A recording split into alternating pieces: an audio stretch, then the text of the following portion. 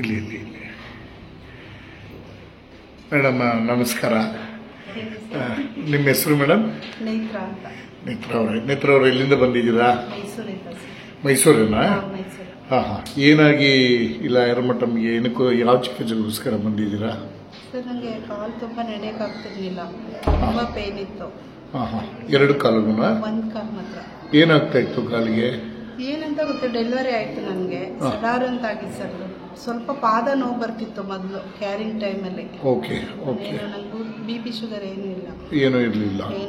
So delivery ಆದಮೇಲೆ ಕಾಲು ಸೆಳೆತ ಶುರು ಆಯಿತು. ಆದಮೇಲೆ ತುಂಬ ನಡೆಯೋಕ್ಕೆ ಆಗ್ತಾ ಇರಲಿಲ್ಲ.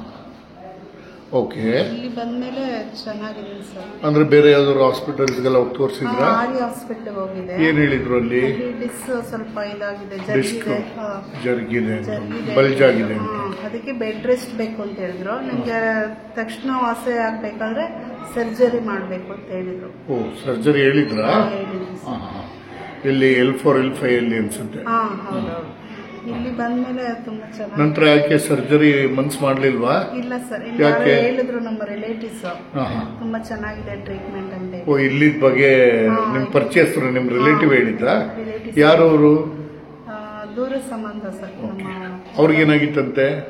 ಅವ್ರಿಗೂ ಇದೆ, ಬೇರೆ ಸ್ಲೋಕ್ ಆಗಿತ್ತು, ಅವ್ರಿಗೆ ಓಸೆ ಆಗಿತ್ತಂತೆ. ಅವ್ರು ಚೆನ್ನಾಗಿದ್ದಾರಂತ? ಚೆನ್ನಾಗಿದೆ ಸರ್.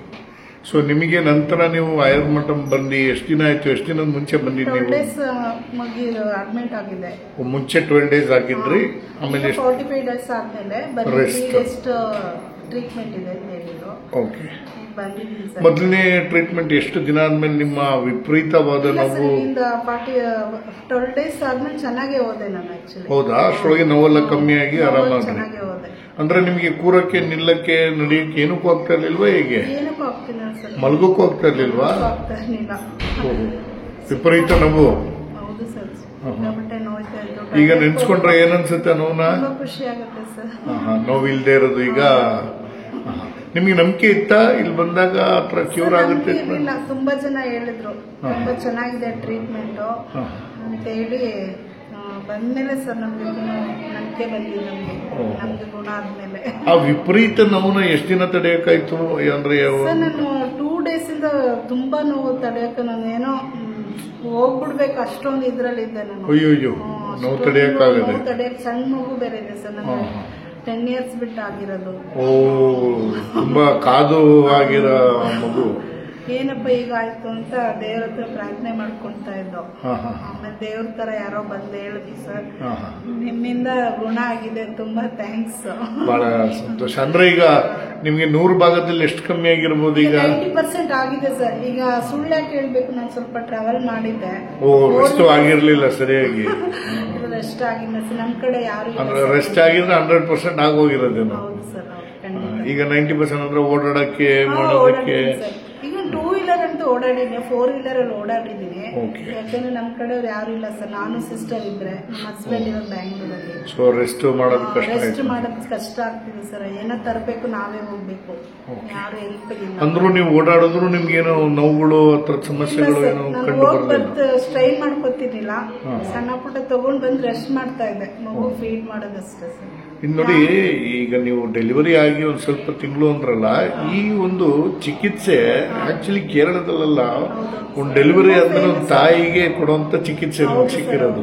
ಅಂದ್ರೆ ನಮ್ಮ ಸ್ಪೈನಿಗೆ ಯಾವುದೇ ನರನಾಡಿಗಳಲ್ಲಿ ಏನಾದರೂ ಡೆಲಿವರಿ ಆಗುವಾಗ ಸಮಸ್ಯೆಗಳಾಗಿದ್ರೆ ಅದನ್ನ ಪರಿಹಾರ ಮಾಡಕ್ ಕೊಡುವಂತ ಚಿಕಿತ್ಸೆ. ನಿಮಗೆ ನೀವು ಕರೆಕ್ಟ್ ಟೈಮ್ ತಗೊಂಡಿದ್ದೀರಾ, ಇದರಿಂದ ನಿಮ್ಮ ಆರೋಗ್ಯ ಬಹಳಷ್ಟು ಚೆನ್ನಾಗಿರುತ್ತೆ.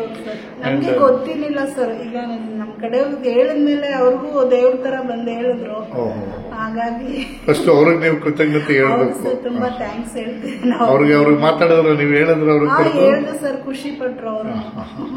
ಅವರು ಎಲ್ಲರಿಗೂ ಹೇಳ್ತಿದ್ದಾರೆ ಈಗ ಇಲ್ಲಿ ಟ್ರೀಟ್ಮೆಂಟ್ ಬಂದು ಚೆನ್ನಾಗಿದೆ ಅಂತ, ಅವರು ಬರ್ತೀವಿ ಅಂತ ಹೇಳಿದ್ದಾರೆ.